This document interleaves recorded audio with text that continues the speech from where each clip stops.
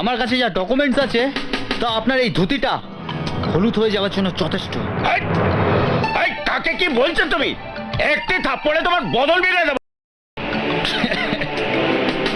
আপনি আমায় থাপ্পড় মারলে তেমন সম্মান যাবে না, কিন্তু আমার এই হাতে আপনার ওই টোপলা গালে যদি একটা থাপ্পড় মারি শোন, আর তাতে যদি আপনার বদলটা বিগড়ে যায় তাহলে কি লজ্জার হবে বলুন তো? কিছু বলবি না?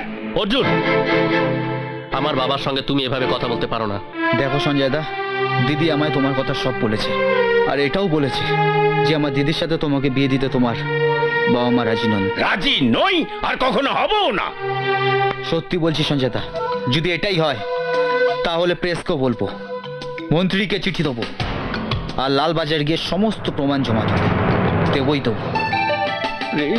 লালবাজার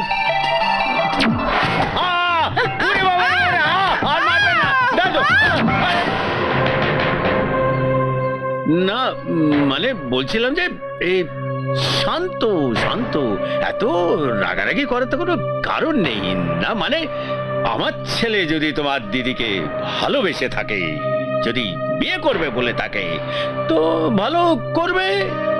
ঠিক আছে, আমি আসছি। আরে অর্জুন, কিরে কোথায় চললি? শুনলাম তোর দিদির বিয়ে, আর তোর দিদি তো তোর প্রাণ। বিয়ে হয়ে গেলে কি করবি? জানি না কি করব, তবে দিদিকে ছাড়া থাকতে হবে ভাবতেই পারি না।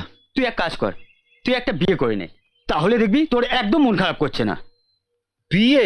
আর আমি? হ্যাঁ, আর আমাকে কোনো মেয়ে পছন্দই করবে না, আর আমাকে বিয়ে করার মতো মেয়ে এখনো জন্মায়নি, বুঝেছিস?